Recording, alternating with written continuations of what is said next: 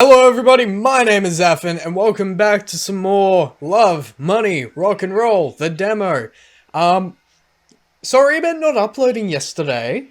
I reset my PC, so I had to do a lot of stuff, and then I also had to get back to this point that I was at because it deleted all of my save history for all of my games. Well, almost all of my games. A lot of the games. So yeah, and hopefully with that being said, so I got the Camlink 4K, right? For my camera, for my Sony A6300, yeah. And then I'm using the 4K utility, and what you're seeing happens, like the stuttering of my camera, the audio drift that's happening, and then the frame skipping. So what's actually happening is it's not my screen recording which is screwing up. It's the camera recording which is screwing up, and it's funny because this happened with my Nikon as well. Not to this extreme, but with but same thing with the Nikon as well. So hopefully using a different program might help, because I went from Bandicam to this one, to the 4K utility because that was happening. But now I've just got to go back to Bandicam and hope to God that works. If not, then I don't know what I'm going to do, and I hope you guys have suggestions. But let's get back into it. I woke up early, filled with a headache, the dry horrors, and a terrible feeling of the meaningless of existence. Good thing I always had aspirin in the medkit, although it's the only thing there was in the first place. After washing the pill down with a couple of glasses of cold water, I figured that yesterday didn't really end too badly. At least today I didn't slug it in the bed all the way to lunchtime. The memories started to return slowly. Vicious, dense, they were surfacing in my mind, bringing with themselves an extorting unease. I suddenly felt uncomfortable alone in this giant, empty house.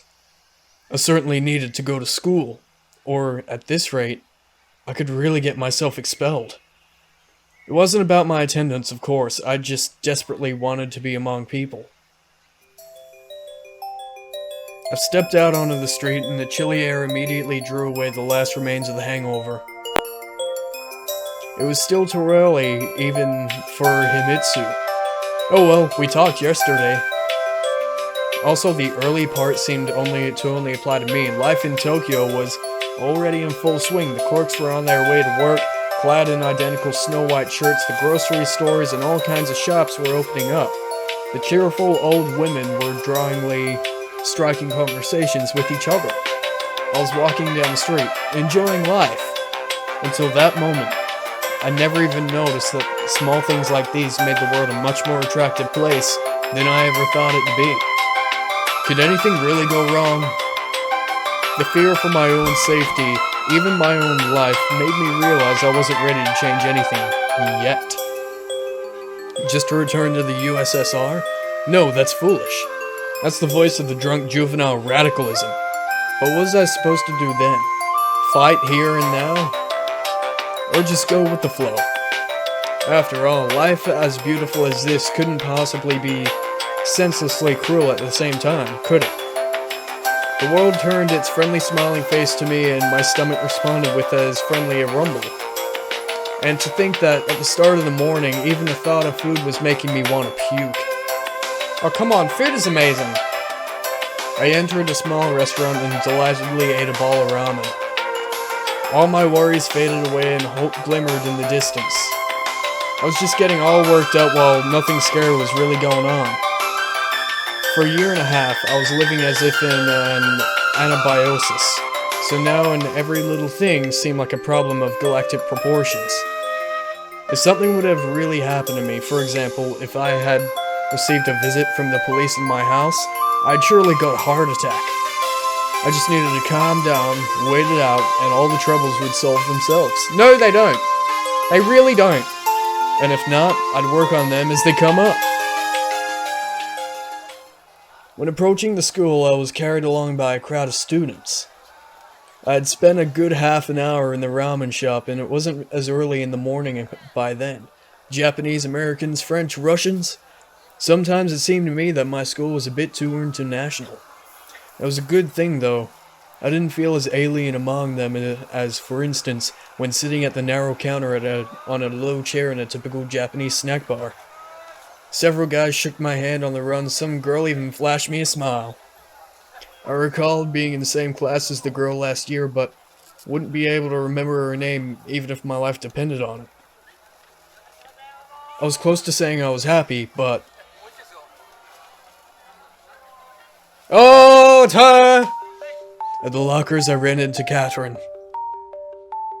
Hi. You're early today.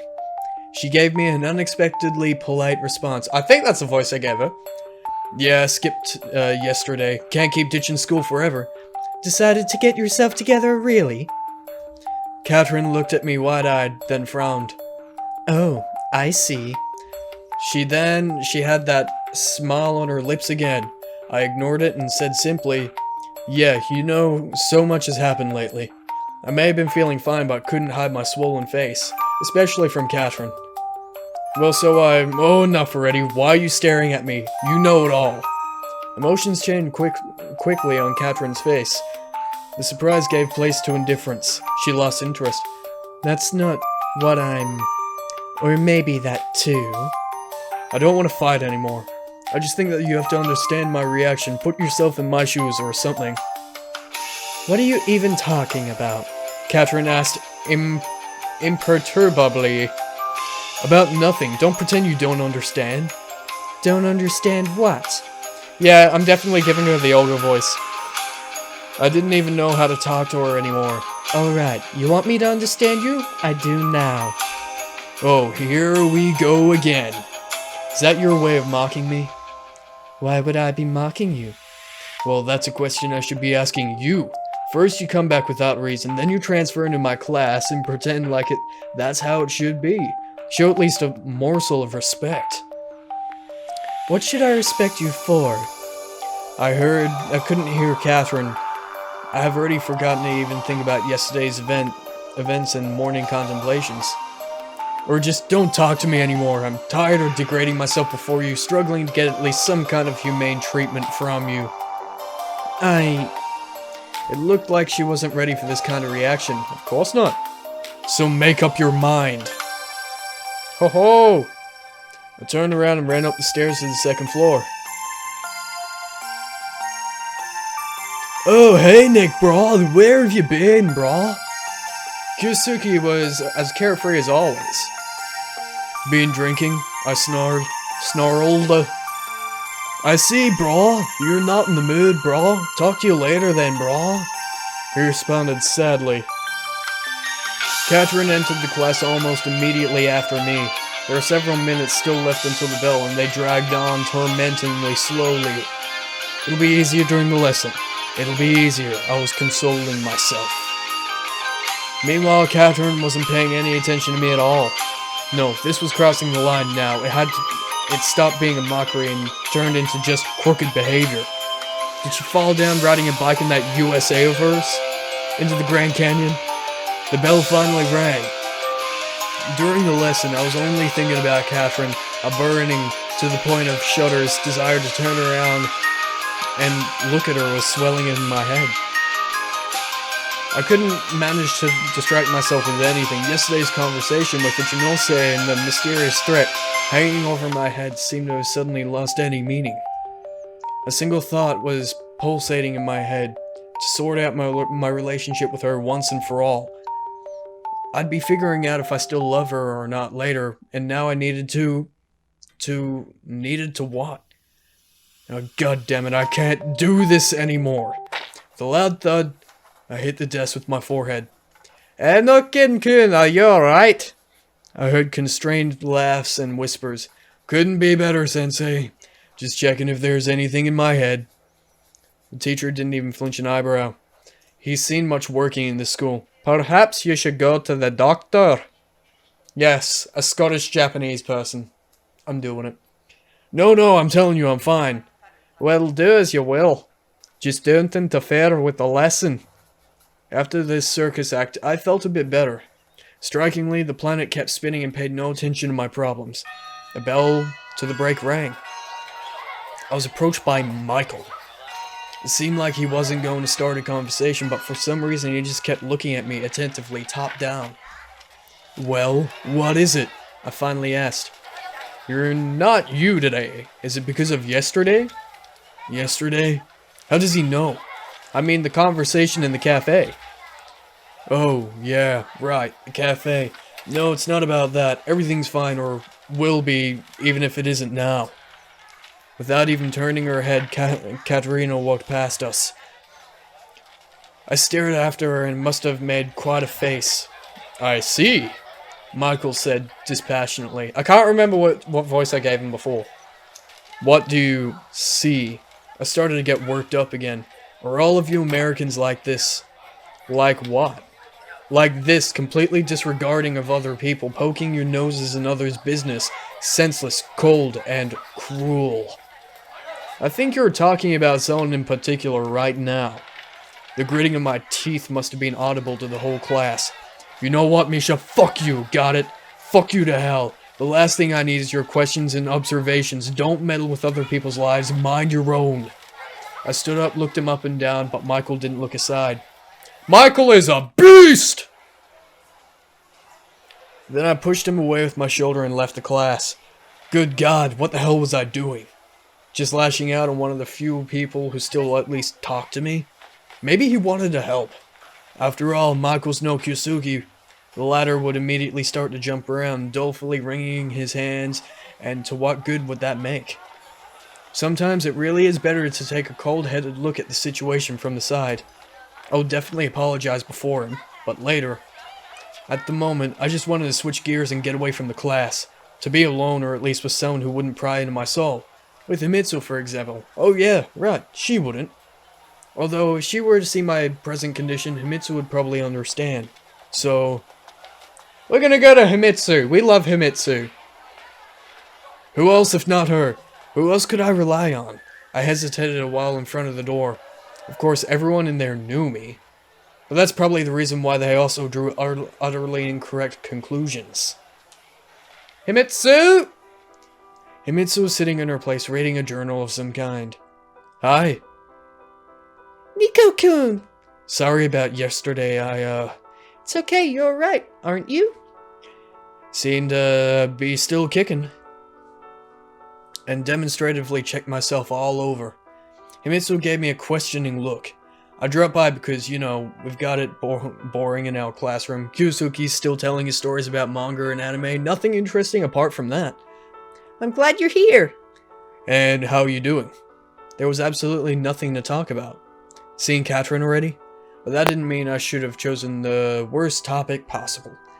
However, Himitsu replied calmly. Just briefly in the corridor. Ah, I see, and how is she? Don't you know? Me? How would I know she doesn't talk to me? I mean, she does, but not about that. Himitsu's expression grew sad. I can't make sense of her, like she's conducting some goddamn psychological experiment on me. Wanna be young or something. Jung. Either Jung, Young, or Ja, or Young. Jung, Jung, Young, or something. I guess I was speaking much louder than would be appropriate. It distracted Himitsu's classmates and they grew silent, staring at me. Don't fucking stare at me. But by that time I was too fired up and wasn't realizing I looked stupid. What you looking at? We've got these performances every day in my class. What? I don't look like a clown to you, do I? Some guy of those on the sturdier side made a couple steps toward me and thought to reach with his hand. Some guy. Senpai!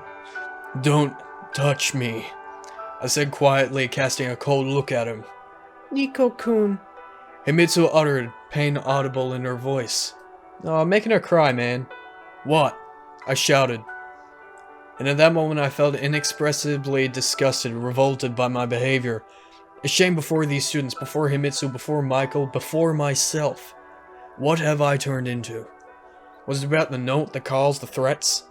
No, it was about me. God, man, you sound like an ass. I quickly left the class, my eyes looking down. The feet carried me away by themselves. I only stopped after I reached the school's old wing. But you can't flee from yourself. Of course, most of all, I wanted to run home, close the doors, turn off the phone, crawl under a blanket, and lay there for a week or so.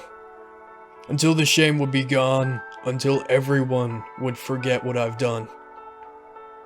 But that's not how it worked. The planet really did keep revolving no matter what I thought of it. And another weird thing, it wasn't pivoting around me. Michael might have resented me, some of Himitsu's classmates clearly thought I was an idiot, but all of that would already be forgotten by tomorrow. And I kept working myself up, convinced that absolutely everyone in the whole world was only occupied with thoughts about me. Would be hiding, remembering the stupid things I did, burning in shame over and over again. No, enough! I headed to the class in a resolute step. I started apologizing before Michael. I was passing Himitsu's class and heard a familiar voice coming from there. It was Catherine. What's she doing there? The escapade I pulled a couple minutes ago was immediately forgotten, and now I was only interested in their conversation. Oh, are things gonna get saucy? I hid behind the door and listened carefully. Thank God for the thin walls of Japanese schools. It was also quite fortunate that Catherine occupied the desk closest to the door. Even if it wasn't her class. That's the Catherine I knew. The students walking through the corridor were giving me weird looks. I didn't mind that. It couldn't get any worse. Not what you think. I caught the end of a sentence. No, I'm just glad you're back. Are you now? Are you no? Are you now? Well, if you want to search for hidden implications in my every word, I'll leave you to it. That didn't really look like a conversation between old friends after a long separation. I could have expected that. No, actually, that was to be expected. Don't pretend nothing happened. But nothing really happened, and it hasn't been happening for the past year and a half. And even if we were pretending, we were good at it. Himitsu wasn't talking very loudly, but suddenly went silent, gasping for air, as if after a desperate cry. Why now of all times? If it had been up to me, I would never have returned here. How convenient for you. I spit everywhere. You leave when you're most needed and it's not your fault. You come back when you're not needed at all and it's not your fault. And how are we to live now? Tell me. I totally did not expect a reaction like this from Himitsu. Well, sure, I'd known for a while that she was no longer the 8-year-old I met one day when I still didn't know a single Japanese word. In many ways, she was more of an adult than me. But to see someone close to you like that, I guess I just wasn't ready. And what should I do? Tell me. Why in the world should I adjust myself to you, to him, to the two of you? For you, life is so simple. Well, it sure is complicated for you. You couldn't even come and say hi, explain the situation adequately, and all because of your pride. Pride, you say? Catherine smirked scornfully. More like self-respect. You could use some yourself, acting like a... Like a what? Come on, tell me. How am I acting? The way you couldn't? And it was weird that no one of Himitsu's classmates were paying attention to the two of them. This certainly didn't look like a friendly conversation. If only he knew the whole truth. Then tell me. I can't, Catherine said quietly. So quietly I almost couldn't hear her. Oh, so that's how it is. And what do you think to do next? You can't just ignore his feelings, can you? And what about my feelings? Has anyone thought about them? Her feelings? What? But Catherine immediately continued. I can't stand being near him. Then don't be. Free us from your presence. It'll be easier for everyone. Don't worry, I will. There's less than a year of school left. Yes, but for the whole year. I'm sure you can endure it without breaking apart. You're just... Oh, senpai! One of Himitsu's classmates called out to me. I immediately broke into a run. As one should. As one definitely should. I hope the girls didn't notice me. Notice me, senpai, notice me. I ran back to the class, almost knocking down 2 students who were too slow to dodge me. I jumped behind my desk and tried to quickly catch my breath. By then, I'd forgotten entirely about Michael. I feel like I'm out of frame. Oh, there I am. I'm out of frame. Oh, look, I'm back in frame. Oh, look at me, I'm in frame. Oh, no. Fucking around. What the ever-living hell was that? I could understand Himitsu worrying about me, about how Catherine's return might have affected me. But that tone, those words, and what about Catherine herself? I can't stand being near him. If only he knew the whole truth. Whatever happened between us, I didn't think I had deserved this treatment through my words or actions. You're right, Nick, brah? Yeah, everything's fine. I pattered out. Kasuki gave me a somehow sympathetic look and expressingly glanced toward Michael, who was peacefully reading a book, paying no attention to his surroundings. Yeah, you know, a lot's happened. I really wanted him to understand. Yeah, but still, brah. And here Kyusuke was right. Kyusuke is always right. I very slowly stood up and approached Michael. So, nothing worthwhile would come to my head. Sorry I acted like that. It's just that I've been going through a difficult period recently. He closed the book and looked at me coldly. I understand. It's alright. No, I really didn't mean any harm. Just snapped. I'm telling you, I understand. Yeah, that was just like Michael. One thing in words and another in thoughts. Whatever. I certainly was in no mood to try and prove anything to him. The bell rang.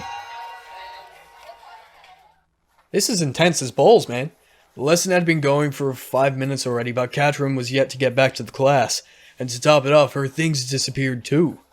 I couldn't tell for sure if they were there when I returned, I just didn't pay attention. Finally, the school day came to an end. I felt a pressing need to talk to Himitsu, even though I didn't really know what I would say. And what could I say? With everything that's happened today, I completely forgot about my yesterday's conversation with Ichinose. And he gave me a lead too. Himitsu, Catherine. But what about the note, the call? I had to find out what this was all about, right? It seemed like this decision could severely impact my life from now on. To go to Himitsu, or to try to solve the mysteries of my father's past. Go to Himitsu, yo. Oh, your boy needs a drink. All this talking makes your boy thirsty. Wasn't I too frequent a visitor in our class today? The guys were grinning at me as they left the class, the girls were casting meaningful glances. And yeah, can't even visit my childhood friend already, gossips are sure to follow. Yeah, it's Himitsu! But then Himitsu herself appeared. After seeing me, she grew flustered for a moment, probably because of the fit I threw earlier. But the usual smile almost immediately lit up her face. Nico-kun! Yeah. That's usually how I talk to people. It's like they call out my name, and I was like, ah! Yeah, let's go home together. Sure. Himitsu was merrily striding the sidewalk, enjoying the warm autumn day. Meanwhile, I was gathering my thoughts, trying to decide on how to begin the awkward conversation. Have you talked to Katya lately? Already? Can't postpone death by taking a deep breath. You've asked already. We've just seen each other briefly in a corridor. She flashed a cute smile and turned to me, and it seemed like her hair was ablaze with the bright rays of the sun. I grew embarrassed and looked away. I want to say, I don't want you to think I was eavesdropping on purpose. It just turned out this way. Anyway, I heard you talking today. What do you mean talking? Her expression didn't change. Could it really be that she didn't understand? With Catherine, I heard you argue. I wanted to add about me, but stopped short. Ah, you mean that. We weren't arguing at all. Just haven't seen each other for a while. I'm so glad Catty-chan has returned. What? I even stopped in my tracks and stared stupidly at Himitsu, but I heard with my own ears. So you're telling me that wasn't an argument or fight? Of course not, you just imagined it. Or was she so sure no one was eavesdropping on them? After all, it's impossible to lie so blatantly, looking the other person in the eyes. At least Himitsu certainly couldn't. Well, okay. I had to agree, I couldn't accuse her of lying. Could I? Then what were you talking about? Nothing in particular, really. You know, girl talk. That's nice, I didn't think you had common conversational topics. Displeasure flashed on Himitsu's face, and she didn't even try to hide it. Why not?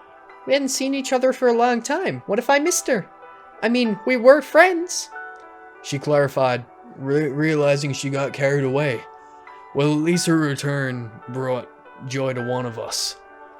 I smiled as genuinely as I could. Himitsu blushed and immediately changed the topic. And how was your day?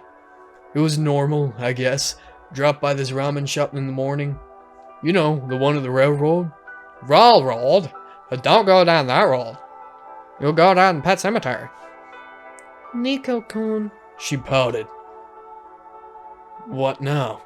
You're eating nasty things again. It's not nasty. Your words would make the owner cry so much he would oversalt the ramen. Fine, but you can't eat it all the time. I'm not. You could say I'm on a king's diet. Thanks to you, of course. Of course. She pinched my side. Hey, that hurt. I didn't even notice when the conversation turned on ordinary course, and the two of us once again became almost like siblings to each other. That's how it should have been, right? Despite Catherine, despite anything at all? Alright, you had it coming. I grabbed Himitsu, threw her over my shoulder, and ran down the street past the dumbfounded bypassers. Nico-kun, let me down! Ah! What are you doing? But I didn't give a damn about anything. The uptight Japanese, the decencies, the tiredness that I was surprisingly wasn't feeling. Himitsu's fruitless attempts to break free. I felt alive. Nico-kun, she said quieter now as she stopped struggling. I stopped and let her down to the ground. Come on. Himitsu grabbed the lapels of my jacket and pressed herself to me. Now my head is spinning. Yeah, overdid it, I guess, but it was fun, right? You wouldn't do this with Kari-chan, she said, her head still cast down. Of course, she's heavier. I tried to laugh it off with the stupid joke. Well, let's go home. The well-started joke ended with an imminent failure. Aw. The whole remaining way to the house we only exchanged a couple of meaningless phrases. In the past several days we were getting further and further away from each other, and this moment of closeness ended up being just a memory. Oh, that's sad.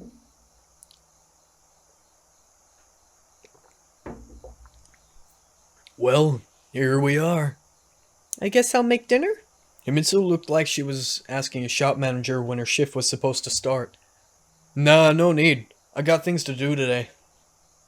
Gotta go to the bank. I immediately lied to escape unnecessary questions. Although it didn't look like Himitsu was interested. Alright, see you tomorrow then. She smiled almost genuinely. I didn't respond, only looked after her to the doors of her house. What the actual hell? I was overwhelmed by self-reflection. To get at least some kind of distraction, I was shooting pixel monsters on the screen and didn't even notice as the evening came. Hunger breaks stone walls, and in this case, it made all of my thoughts focus on food. I wish I could have another bowl of that ramen.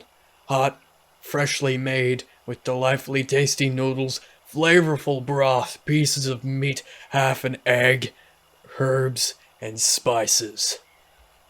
Who could possibly resist that? Like, brah, come on. I rushed to the hallway and had already put my boots on when the silence that enveloped the house was broken by the telephone bell. I wasn't going to answer. It must have been Himitsu. Her upset face appeared before my eyes. No, at least today she was going to let me be alone. I reluctantly picked up the phone. Hello? After a long silence, a familiar voice sounded on the other end. Nikolai, Ichinose speaking. Father's old friend seemed agitated. I immediately remembered yesterday's conversation. Nikolai, I'm calling about our recent talk. I'm listening. I'm calling to say you shouldn't look for Akira. Shouldn't? Why? You didn't. He stopped short. No, to be honest, I didn't really have the time. Good then. I've got the news that he died. Died? Joyful kids could be heard. From the street, the last rays of the still warm autumn sun were pleasantly warm, and I was sweating bullets of cold sweat. Ichinose-san, this isn't related to my father, is it? To his work? No, not at all. His voice was calming. They said it was a heart attack. He wasn't a young man. After a short silence, he added, We'll all be there one day. I'm very sorry. Forget it. You didn't know him. But still, if he was your friend, father's friend. Well, I'm sorry that I can't help you anymore either. What do you mean? With your father's work, Akira was my only guess. Don't mention it. You've already done everything you could. If only I could do more. The standard Japanese exchange of pleasantries had already started tiring me out. Anyway, Ichinose-san, if you remember something, I'd be happy to get any information at all. Of course. Good night, young shiny boy. You should have probably been lying, right? But why would you lie about a man's death if he didn't die? What if I were to rush to look for him and end up finding this Akira? In that case, a lie like this would have achieved a reverse effect. No, that was probably just a dead end. If I were to unravel this whole situation, I would have to try another approach and start from the beginning. When I left the ramen shop, the lights of the distant stars were already shining brightly in the sky, like small lanterns fixed high above the clouds. I recalled stars in Russia being the brightest at the end of August. A cold, damp wind blew from the ocean. A shudder in my heart immediately felt unbelievably massive. Perhaps somewhere in the very center of Tokyo, the nightlife was still boiling, but my district would fall asleep with twilight. The streets would grow empty, only late bypassers hurrying home, where they were awaited by a loving family and a hot dinner, completely different from my ramen. If only I didn't have a fight with Himitsu today. But could you really call this a fight? No yelling, no dish breaking, even no face punching. Only strained silence, unspoken words, and indecision. Yeah, exactly, indecision. I just didn't know what I felt toward her. Especially now, after Catherine had returned. Accepting her love would have been the easiest, but wouldn't I only hurt both of us even more then? Would these feelings end up being genuine, or would I simply supplement her function of a housemaid with the role of a lover? And in the end, Himitsu would simply end up hating me, as well as herself. Why are you being depressing for, bruh? However, rational thoughts work best with a clear mind. The empty house met me with a ringing silence and the cold of an autumn night. For a long while, I stood next to the phone, not thinking about anything in particular. No, I most definitely wasn't going to call anyone. More like waited to get a call. But the clock hands were nearing midnight. I looked outside, but our windows were dark. Why'd I always do this? First push people away and then suffer. Finally, the tiredness seized me and turned out to be the deliverance I craved. I stretched on the bed, closed my eyes, and immediately plunged into the pleasant dormancy when you know you're about to fall asleep. Sleepy boy. 11th of the 9th, 1987.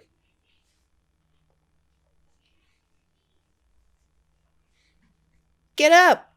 Someone's voice was ringing in my head. It felt like I was getting a lobotomy. Get up, Nico-kun, get up! Is it my queen Himitsu? Hey! I arduously opened my right eye. The pain abruptly jumped to the left half of the brain. Here you go. Himitsu let out a relieved sigh. But today's Saturday! I grumbled and turned to the other side. It's Friday. Get up. She started to shake me by the shoulder. Enough already. I finally grew sick of it and jumped out of bed. See, it wasn't that hard. Himitsu was smiling, as if everything was fine. Although, why would something not be okay? I looked at the clock. She was more or less keeping to her daily regimen. But why did I feel so terrible then? Breakfast? No borscht today. She puffed out her cheeks just like a hamster. What's so funny? Nothing, you just look amusing. Himitsu flushed and gave her gaze, and her gaze started darting back and forth through the room. Yeah, amusing, like a little tiny hamster. She stomped her foot, hissed, and left the room. Himitsu always looked funny when she was angry, but it was all mostly a game. She was used to hiding her true feelings and emotions, and even I couldn't always say what she was thinking about at any given moment. Laid out on the table was a traditional Japanese breakfast. I reckon it wasn't the best time to turn my nose up pretending to be a gastronome, so I silently sat down and started to eat. Itadakimasu. Itadakimasu is often translated as I humbly receive, but in a mealtime setting it's compared to let's eat, bon appetit, or thanks for the food. Itadakimasu. Himitsu said in a deliberately serious tone. I snorted in response with my mouth full. Nico-kun, you don't pay attention to what's happening around you at all. You mean, how? You sleep like a log. What if someone were to get into the house at night and rob you? And what would they take exactly? I laughed, choked, coughed, and jumped up to get myself a glass of cold water. How would the thieves know? The house looks nice from the outside. So you really think robbers would pull off their jobs on a whim without investigating first? And how would they investigate? Well, I've no idea. Or do you think I earn side cash by robbing houses at night? It's just like yesterday I saw a suspicious man nearby. A suspicious man? Yeah, he was spying on something in your windows. I let out an incredulous sniff, which embarrassed Himitsu. Or maybe it was just my imagination. Of course, much had happened in the last several days, but I couldn't just write everything off as schemes of the enemies of the people. Moreover, in this case, Himitsu seemed to just want to get some attention. And she had her reasons. I have really been ignoring her a lot lately. So what was so suspicious about that man of yours? I grinned. He's not mine! Himitsu stood up and started to furiously wash the dishes. Hey, I didn't finish! I tried to take back the plate of miso. It was almost full. You don't like my cooking anyway. Breakfast is the most crucial food of the day! I even had to raise from the chair to win back my rightful serving. The water was flowing from the tap under a rush so strong it was hitting the bottom of the sink, sending splashes everywhere. Soon Himitsu's school uniform grew wet, dark spots appearing here and there. Well, what do you think I should do? Go to the police? She didn't reply. I'm not saying it was your imagination, or that you made it all up. It's just that real life is much more complicated. How would you know? She responded in a dull voice. It seemed like I shouldn't be making fun of her so stubbornly. I slowly got up, approached her, and hugged Himitsu from behind. Come on, sorry. I slowly whispered into her ear. Oh, little lovebirds. It's so cute, little lovebirds. If this ends up being one of those, another game where I get to, choose which one I go with, definitely her first. Like, when the game actually comes out. Nico-kun, don't. She tried to break free, but the attempt was reluctant, effortless, as though she didn't exactly know if she really wanted to. Such displays of affection weren't something outstanding for us. I didn't know how would typical Japanese people react to something like this, but Himitsu got used to it. I did too, even more so. It was only lately that I had started to notice something begin to change in our relationship. Perhaps it was due to Catherine's return, or maybe because the two of us just grew older. And the things trivial for grade schoolers started to gain much more meaning. Alright, let's go already or we'll be late. Nonetheless, I had absolutely no desire to make excuses. I let Himitsu go and made a couple of steps back. Fine, I'll just go change quickly. She replied as if nothing happened, pointing at her soaked school uniform. I was standing outside waiting for Himitsu. It was just a typical morning for this district, nothing suspicious about it. Surely it was just her imagination yesterday. Although, the notes, the call, I suddenly felt uneasy. Shall we go? Himitsu stepped out of the gates of her house in clean, dry clothes. Huh? We were given several sets? Of course. So I have a spare one too? Of course you do, it's in the closet. I wanted to ask which closet exactly she was talking about, but the words never left my mouth, and I felt an unbearable shame about my behavior today. And the way I treated her in general.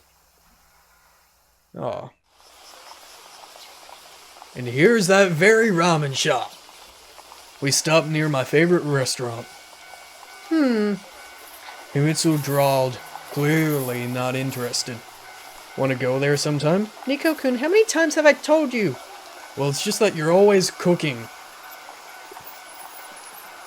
And this is for a change. While we were walking here, there were so many thoughts swirling in my head, so many words at the tip of my tongue, and now I was mumbling something unintelligible. Would that be a date? She asked caustically. Well, yeah, I guess. It only made things worse. Himitsu blushed and lowered her head so much it seemed like she was apologizing. Fine. Sometimes. Okay. I reached the school almost in the speed walk. Himitsu could barely keep up with me.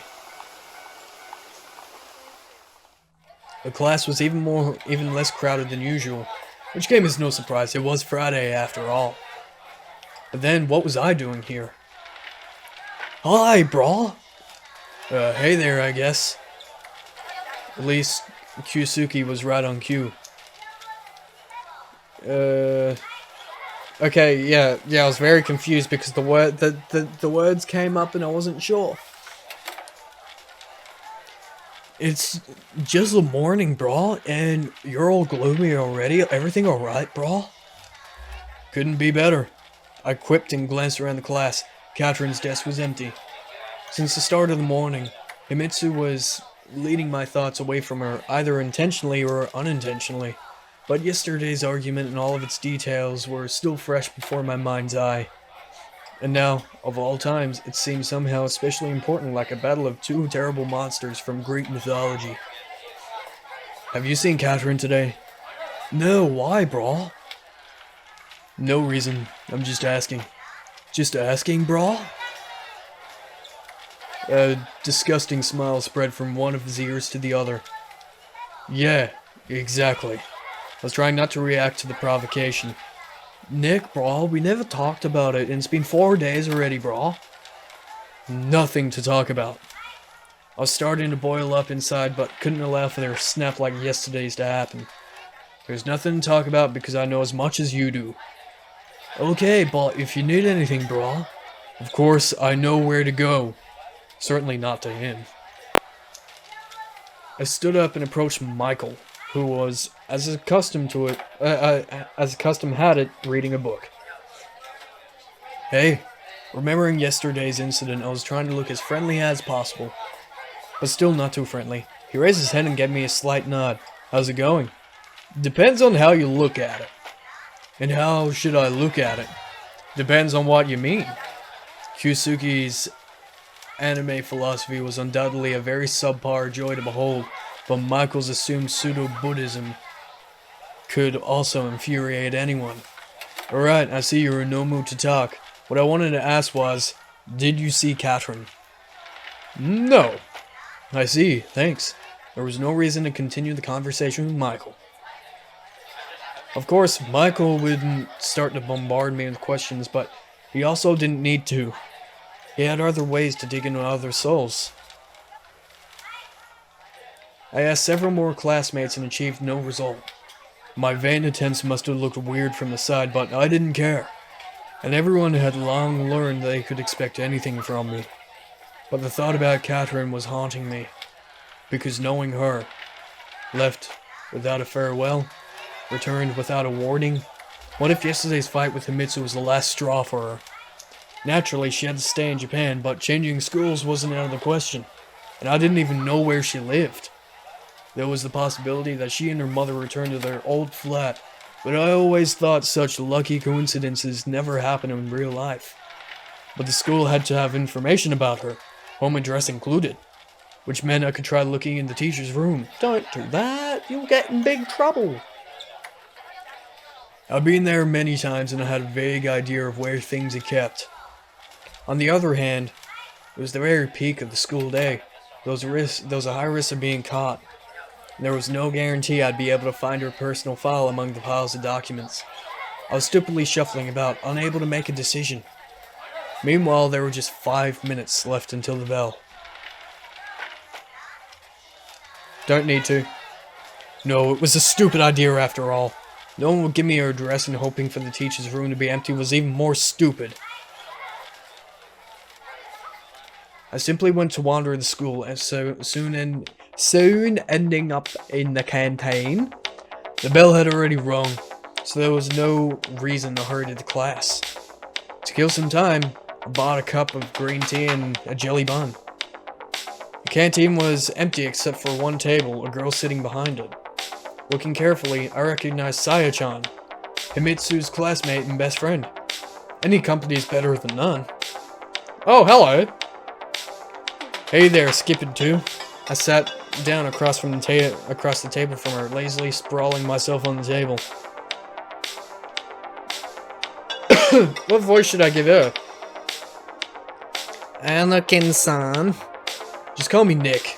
Nah, that feels like too bad. I flashed her a disarming smile, but Saya seemed unaffected. We've got physical education now, and I've strained my leg recently. What about you? Maybe a higher pitch than Himitsu, yeah. Why are you here while everyone else is studying? Relax, I told you I'm skipping. So typical. Blatant contempt was fighting inside of her with the codes of conduct that demanded to unconditionally respect those older than her. Even if I was older, by just a year. Well, thinking about it, she almost always treated me this way, and the reason for that was Himitsu. Saya was convinced that I was mistreating her, wasn't respecting or ignoring her feelings. Unfortunately, she was mostly right. Oh, come on, don't start again. How's Himitsu doing, by the way? Are you really interested? No, of course, I'm not. I've just seen her this morning. But what else am I supposed to say when you meet everything coming out of my mouth so aggressively? It's just your imagination. No, it's not. You're just convinced everyone should act according to what you think is right. That'd be nice. She grinned. Okay, I see you're in no mood to talk. I guess I'll go then. Why did you even come here in the first place, to fight? I was already about to stand up, but in the end decided to achieve victory in this stupid argument. No, goddammit, to pick on you.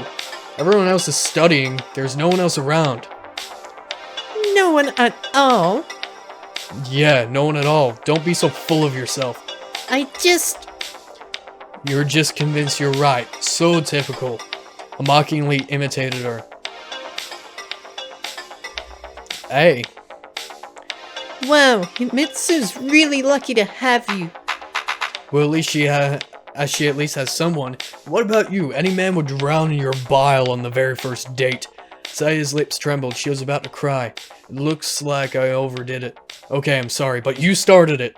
Now the girl looked utterly miserable. After all, she was just a child and most likely never experienced a strong shock in her life. The theatrical arrogance and self-confidence were but protective masks to hide her complexes.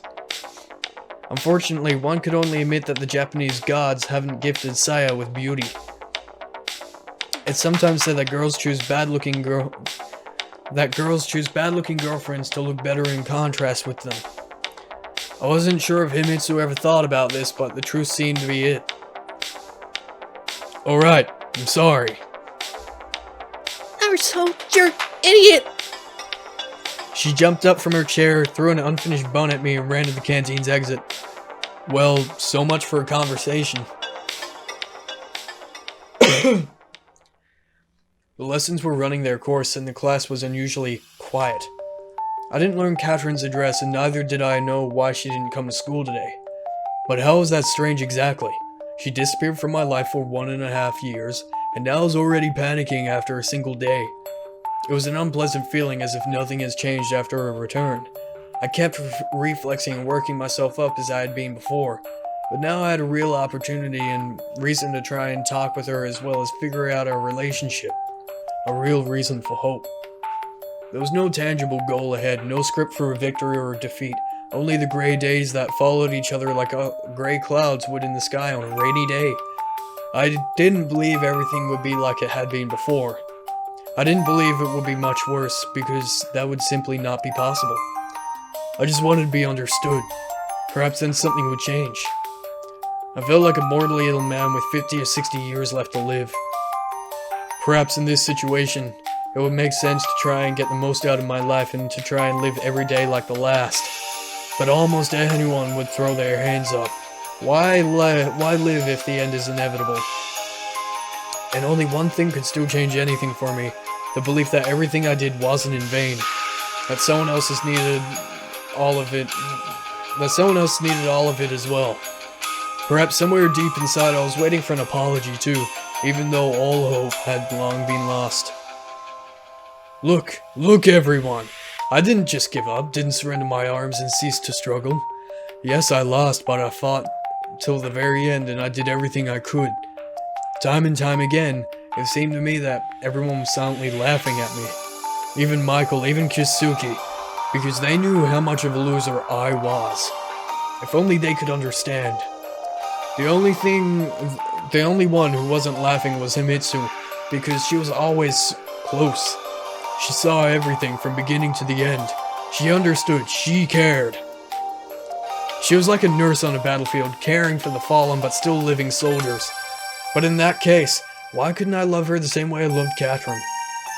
It was as if a sort of chain shackled my soul, the chains of duty that make you leap into the fight, the last bit of your strength, forgetting the real reason for the battle. Fatherland, religion, love.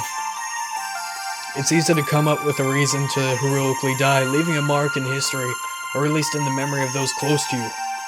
It's much harder to come up with a reason to live, when the abstract concepts that flutter like banners over the enemy's stronghold disappear in the hazy smoke of the daily existence. There was no meaning to my life. I just wanted my accomplishments in the battles past to be recognized. Left by everyone, blinded by the faded flashes of the once great feeling, I wandered aimlessly through the now empty battlefield. I no longer believed Himitsu could save me. Why would she need a mortally wounded cripple? Neither did I believe that I would be able to find my weapon by hand and charge forward to the distant goal. Not even hoping to win, but to die, grasping happiness in my last moments. I'm 14 and this is Dude! Hey Nick, bro, you sleeping or something? I was generally inclined to self-reflection, but they didn't rule my life, remaining on some existential level. Otherwise, I would have long lost myself to alcohol or taken my own life. Can't say you're normally the people's person, bro, but today you just look pitiful to look at. Well, thank you for the concern. Is it about Catherine, bro? Kisuki perched on my desk. It creaked and even bent slightly. Man, you fat ass. Do you want to cause an earthquake? I pushed him aside and laughed. I see you're lively as always. Michael approached us. Well, I can't speak for Nick, bro. Alright, let's go eat or something. I just wanted to distract myself from the gloomy thoughts for a bit. Today we didn't need to elbow our way through the canteen. Kyusuke knew every runaround, not to mention the chubby young man had a great relationship with all the saleswomen. We were sitting in the middle of the hall like kings, which made my Japanese friend look especially funny, although that slightly improved my mood. Have you seen the game yesterday? Michael asked, lazily poking the rice with a spoon. You bet, brah. Of course, brah. You know, in the third inning, brah. I never understood the Japanese obsession with baseball, or rather, I couldn't understand the point of the game in the first place. Sure, it wasn't hard to remember the rules, but I was always more interested in the more traditional sports. Football, basketball, hockey. And here were Michael and Kyusuke, USA and Japan, perhaps the only two countries where baseball was popular at all. So their conversation was starting to really bore me. Guys, give it a break already. You can propose a different topic. Michael imperturbably parried. What topics can I possibly have? My mood quickly returned to being as bad as it could. The recent reflections overwhelmed me again. Nick, bro, don't be like that. Kyusuke mumbled sympathetically. I agree, you have to keep thinking positively in any situation. I was morally exhausted, merely tired of all these thoughts, and didn't have any strength left to get angry at them. Like you'd understand, sometimes simple support is enough. Yeah, Nick, brah, after all, we're your friends, brah, we're bras, and I'll give you a bra job, too. Guys, it's not so simple. The psychologists say you can't keep everything inside, brah. Kyusuke said didactically. I don't see any psychologists around here. Sometimes you can get off your chest with someone you're close with. Michael looked completely imperturbable. Of course, there was nothing strange in my friend's desire to help, but I couldn't help but think they had goals of their own in mind. With Kyusuke, it was obvious. Curiosity. He was like a suckerfish, feeding on hearsays and rumors about the lives of others. He even has something like an information network in the school. I wanted to believe that the aforementioned network wouldn't start gossiping about my life as well. But although it was pretty straightforward with Kyusuke, Michael, on the other hand, he was diligently pretending to be interested in my situation just because. But for some reason, it seemed to me that this wasn't the case. Well, let's say you don't exactly know. It took me a bit to find the right words, the backstory.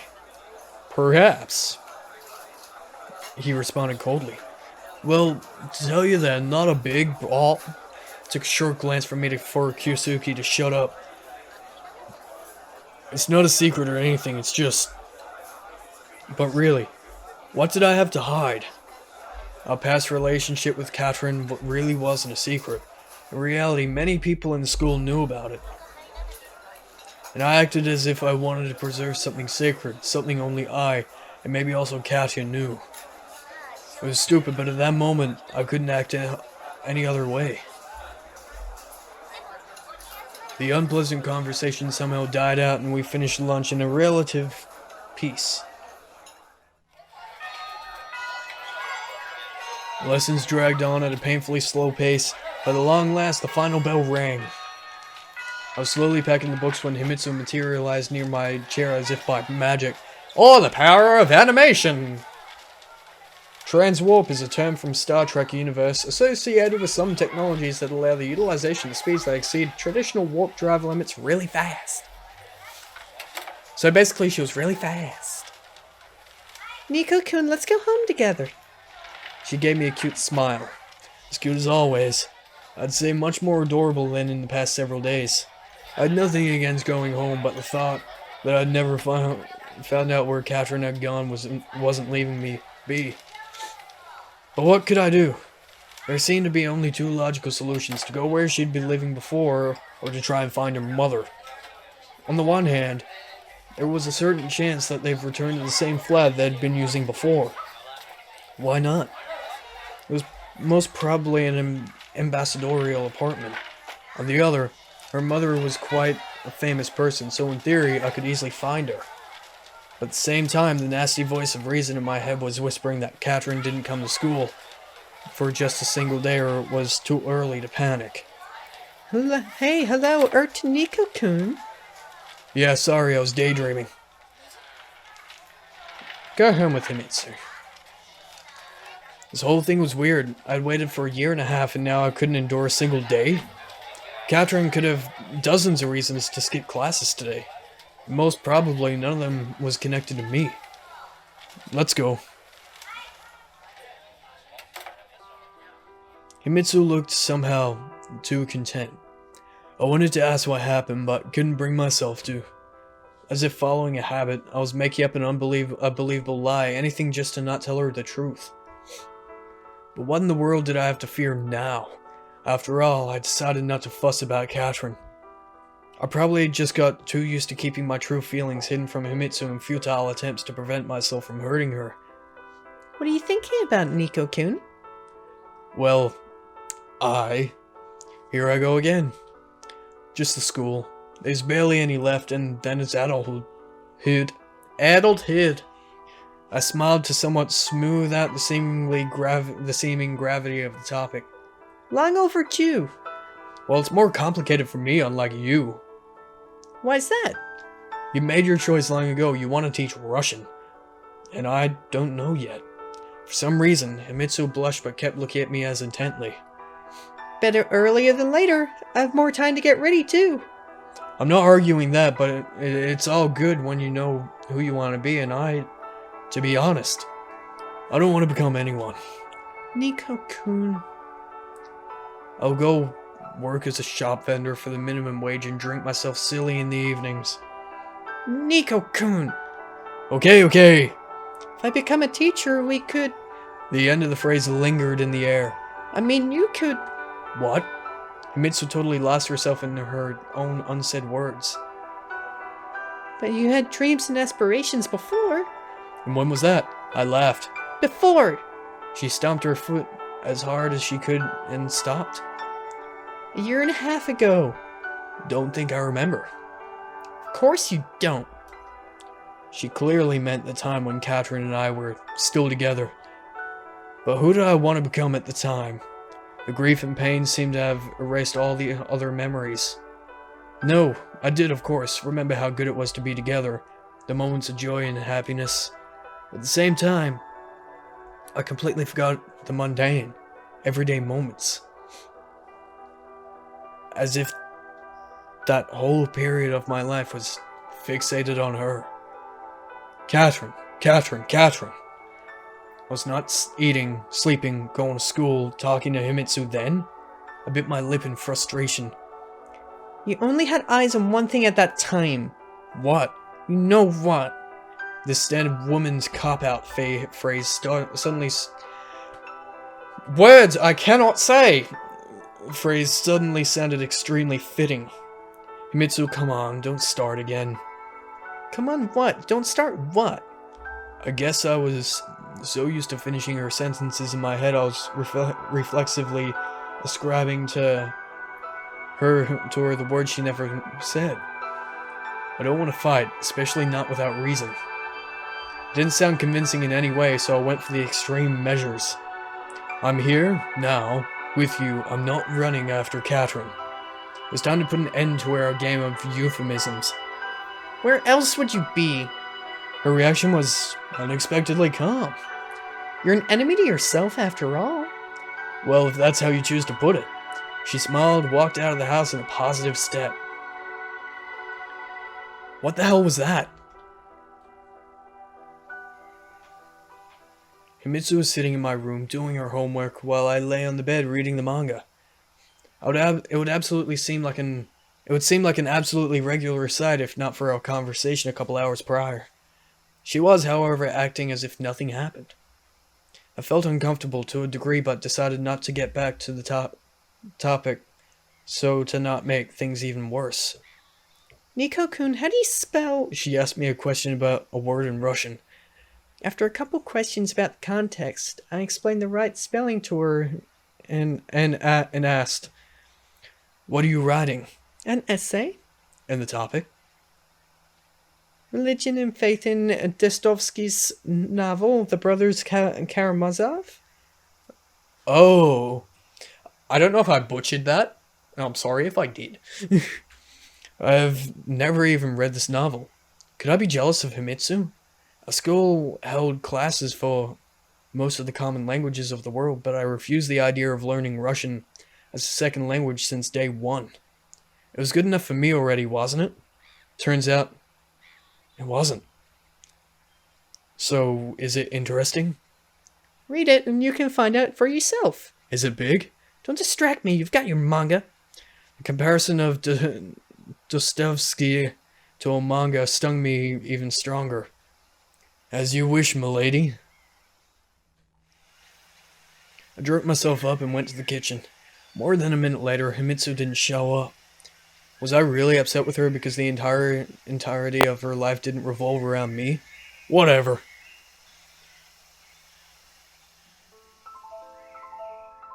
The evening was drawing near. It was already the time for dinner, and Himitsu still couldn't finish her essay.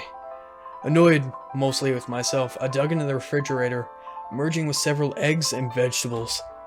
I could at least manage an omelet. Not bad. Himitsu had a bite and complimented my cooking. How's Fyodor Mikhailovich doing? Well, tackling more philosophical things than scrambled eggs. It's an omelet. I clarified and started to chew at double the speed. No, it wasn't jealousy at all, rather it was a shame. Yeah, I was ashamed of being, in fact, absolutely pathetic even compared to Himitsu. Why even? Did I really always consider her just an object of the interior? Will you lend it to me? Are you really interested? She marveled. Well, it is Russian literature after all. But there's no science fiction there at all. It's not funny, I didn't want to upset you. Himitsu uttered sadly. I'm not upset, but since when are you interested in things like this? But it's... I mean, I understand that you've been for a while, but not so heavily. This is philosophical literature you're reading already, and you're younger than me. I tried to talk calmly, but my voice sounded a tone higher than it should have. But I'm not younger than you. I just went to school later. Maybe, but still. Nico-kun, is something wrong? Everything's fine. Everything's just wonderful. First Kachu returns out of the blue. Now I turn out to be the dumbest student of the school. Karu-chan. That's when I realized I said too much in a fit of righteous anger. Katrin, it just came out like this. Himitsu put the chopsticks aside and stood up from the table. Don't worry, it's okay, I'll go. Himitsu, wait, you misunderstood, Nico-kun, it's alright. I just thought that what you said today... I'll go. Her face expressed nothing and I just didn't know what else to do. Till tomorrow. Not even a see you tomorrow? God damn. She dropped, still coldly, and left. Looked like I really was the dumbest whatever I would say. It only made things worse. Meanwhile, the sky grew utterly dark. Darkness. Dork? I had most probably lived through worse days, but today was, on top of it all, also wholly meaningless. I didn't manage to find Katrin while managing to get into a fight with Himitsu. How typical of me. If something were to get in my head, I'll press forward with manic stubbornness, paying no attention to consequences and the collateral damage. In the mangas Kyusuke likes so much, heroes would rarely choose the path of least resistance. Contemptible is what some of them would say. Cowardliness is what others would add. But I'd say that everyone decides for themselves if the means justify the ends. Let's say I were to get Katrin to explain herself. Wouldn't that completely ruin my relationship with Himitsu? You don't want that. And the matter of the note and the calls was also still there. Was I really in danger? In any case, at the moment, my head was filled with something completely different. Nothing changes with Katrin, and Himitsu never forgives me. Then please do kill me, is what I thought. But if I were to step away now, would that really be the end of it? I tried to put myself in Himitsu's place. That didn't seem plausible. How would it look from her point of view? Without finding anything out, he just forgets about Katrin and keeps living as if nothing happened. Although it seemed to me that Himitsu would be quite alright with the scenario. Well, perhaps she would here and now. But we were no longer 7-year-olds. Another time like this, maybe 2, and then she would just go away, cry it out, and leave everything behind, just another childhood memory. I barely believed these rationales myself, but driven by an uprush of fear, kept piling up barely plausible in theories. I felt ashamed before Himitsu, but at the same time couldn't keep Xaphan out of my head. Although after the events of the past day, I wasn't sure about my feelings toward her either. At least not completely. I was just tired. Just needed rest and these feelings would go away. Only to come back tomorrow? No, I couldn't keep going like this. I needed to find her and let her go, or... At the moment, I didn't want to think any further. Perhaps I was afraid, but why the hell did it matter? The last car drove down the street, its tires creaking quietly, and my district sank into the pre-dawn silence. I feel like that's the end of the demo. Yeah, it's the end of the demo. So, that was the demo for Love, Money, Rock and Roll, and things are getting interesting, things are getting up there, things are getting spicy. So I am going to do a series on this when it releases, so make sure you hit that subscribe and that notification button. I'll see all of you beautiful people in the next video. Bye bye!